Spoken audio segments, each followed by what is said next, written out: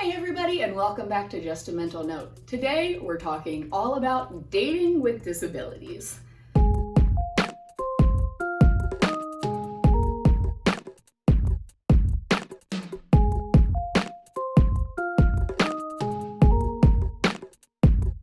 If you're new to my channel, my name is Devin and I make videos all about mental health and chronic illness. I have dealt and am still dealing with multiple mental illnesses and chronic illnesses that cause me to be a disabled woman. My mental illnesses I have been dealing with for my entire life, and I got chronically ill at 18 years old. So for my entire adult life, I have been a disabled woman, and I have had to navigate dating and really what that means and what it means to open up to somebody as a disabled person and what I need to do as a disabled person to keep myself safe, but also just kind of make everything work a little more smoothly. I'm going to start by giving you a little bit of background on my dating life so that way you at least know where I'm coming from. I am currently married. I have been married now for over a year to my amazing husband. I love him very, very much. And he's very incredible and supportive, and I don't know how I would be getting through this time without him, because if you've watched any of my previous vlogs that have come out, you know that these past few weeks have been hard. So he is great, and I don't know what I would do without him, but I didn't always have him. My husband and I did date, I believe, for about 2 years before we got engaged, something like that, but we also broke up for a period of time. Yeah, so we dated for a year, broke up for a few months, dated for another year, and then got married, or somewhere around that timeline. And prior to dating my husband, I was in a long-term relationship with a not great guy. I have a whole video on that. I'll try to leave it up on the card if I remember, or down in the description box below. But I have a whole video telling you the story about that man, Todd. I think that's what I called him. I think that's what we're gonna call him. Anyways, I really have always been in relationships since I was 18. I was in a long-term relationship with Todd, and then after him, I started dating my husband. Even in the time that me and my husband broke up, I was dating people. I have a problem with being alone. That's my own mental illness and my own kind of issues that I'm working through with my therapist. But I'm just telling you guys this to kind of explain to you that I've dated multiple people and I have had many different experiences. I have had people who have been very good and very nurturing about my disabilities and my illnesses. And I've had people who flat out tell me they want to get me off my medication. And these points that I'm going to bring up are probably the 5 main things that I've learned from dating people who, again, really respect you and love you and want to care for you, and people who just think they know what's best. Now, these tips, maybe a little bit, they do kind of lean towards people with physical disabilities. However, I genuinely believe that these tips can be applied to people with both mental and physical disabilities. I believe that really any person who has any sort of chronic illness, whether it be mental, physical, whatever it is, these sorts of things can be very helpful to you. And actually, they're probably helpful to everybody, but specifically people with disabilities. The first tip, I guess I'll call them dating tips. They're kind of what they are. Anyways, the first tip for dating when you have a disability is to be upfront. Now, I'm not telling you you have to tell them your entire life story. You don't need to go into detail. You don't need to tell them everything that happened to you or everything you've been through. You don't need to do all that. But I feel like you should tell somebody if you're wanting to date them. If you want to be in a serious relationship with them, they need to know that you have a disability. And it could be just as simple as I deal with mental health issues, or I have an autoimmune disease, or if you're me and have no boundaries whatsoever, within the first 2 minutes of meeting somebody, you're telling them all about your bowel movements. So there's a range, obviously, of what you can say and how open you can be. But I really think that it is important to be upfront when you're dating with a disability, so that way the other person knows where you're coming from. And there are some people who are just not interested. They're not interested in dating anybody with a disability. They're not interested in dating anybody with a chronic illness or a mental illness. They don't want to do it. That's fine. I would rather know upfront than get my emotions involved and then learn that you're a heartless person. My second dating tip for disabled people is to be prepared. And that's really to be prepared for any sort of incidents, accidents that could happen while you're on this date or while you're hanging out with this person. And when I was thinking about it, I was really like focusing on my physical illness because that's kind of where I felt like I needed to be prepared, but you could also do this for mental illnesses as well. And in my mind, what this is it's literally like an emergency little prepared kit. You get a box and you put everything in it that you need. Whatever happens often with your disability that you might need things for. For example, if you're in pain often, you might want to bring your pain meds. If you could possibly have an accident because you have an autoimmune disease that affects your colon, you might want to bring an extra change of clothes, some wipes, those sorts of things to clean yourself up.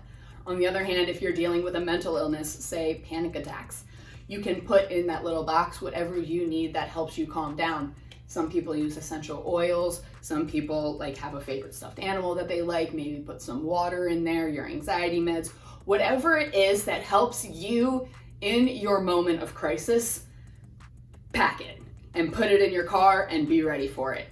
It's embarrassing, I know. It can be very embarrassing when you have an accident on a date, but it's much, much better to be prepared than to poop yourself and then not have clothes to change into. My third dating tip is to have open communication, specifically in regards to how you're feeling and how you're doing. You really need to be able to communicate with that person about your physical being.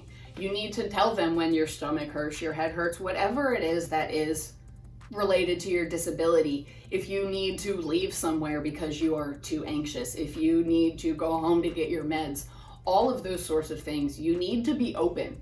You need to tell them how you're feeling. You need to express to them how you're doing. Because if you don't tell them, they won't know. If I don't tell Jake that I am having a massive migraine, then he is not going to be understanding when I'm sleeping all day instead of doing the things that I'm supposed to do. So really just being open, and I'm not great at this, I am working on this, but just openly communicating how you're feeling, how you're doing, just so that way the other person is on the same page. If you're feeling like you may need to leave soon, because that happens quite often with me. Jake is a social butterfly, loves talking to everybody. I'm ready to go relatively quickly. So there are times where I'll literally just text him and be like, I'm ready to go. And then he'll start saying his goodbyes, or I'll be like, I'm getting anxious, can we leave soon? Those sorts of things. Just openly communicating with your partner, with this person that you're dating, how you're feeling, because they can't do anything to help. They can't do anything to change how you're feeling or to try to, again, alleviate the situation, whatever it is, if you don't tell them how you're feeling. You guys need to have that open line of communication. And that leads very smoothly into my fourth dating tip, which is don't be afraid to ask for help. I struggle with this a lot. I hate asking for help, but it is so important. I'm a disabled woman. I can't do everything for myself. It's literally in the title, disabled. There are things that I am not able to do, and I need to be open and honest with my husband about these things and just ask. I need to not push myself further, either emotionally or physically, than I can handle. For me specifically right now, I need more help than really at any point in my life because I can't move around without being in a lot of pain. So I have to ask Jake for help all the time. I have to ask him to get me water, get me food, get me clothes, anything really. If he is sitting there, he will go grab, so that way I don't have to get up and cause myself that pain. And it's still a struggle because I don't like asking for help, but your life just gets so much easier when you actually accept help from people that care about you. So don't be afraid to ask for help. And I will also put a little caveat on here that if they are not willing to help you, then they're probably not the person that you should be dating. As disabled people, there are things we can't do, and that's just the way it is. And the people in our lives who care about us are going to want to help us, so ask for help. Don't push yourself. Don't make life harder for you because you're trying to make it easier on them. Just ask for help. And my last tip for dating as a disabled person is to set boundaries. Yes, you need to have that open communication. You need to be able to ask for help. But you also need to be able to say, no, I don't feel good. I'm not doing that right now. You have to be able to say, I don't want to go into the bedroom with you right now. I don't feel good. Or I am having a hard time right now. I can't do that. You need to be able to put up boundaries. And this includes all sorts of boundaries. You have physical boundaries, which could mean, no, I don't want to go into the bedroom with you right now. My stomach hurts. Or I don't like being touched when I'm anxious. Or for me, Jake has to be very careful about like how hard he touches me and where he touches me, because my skin is very sensitive, and if he touches me too soft, I get ticklish and I freak out and I hate it. So there are physical boundaries that are in relation to your body, in relation to being touched, and how much physical space that you need. Sometimes when I'm having a panic attack, I want Jake to hug me. Other times when I'm having a panic attack, I want him out of the room. It's very, very different. For Jake and I, a lot of the times we kind of set our boundaries as we go, as we deal with things. If somebody needs more space or if somebody needs more affection, like we try to be very open about those sorts of things. But we've also been married for a year and we've known each other for a few years. So we have that history. We know each other and we know where the big boundaries are. And then other times we can kind of figure out those physical boundaries based on my emotional or physical state. But that also includes other boundaries, and I can't think of the type off the top of my head. Eventually I'll do a whole video on boundaries. That'll probably be good.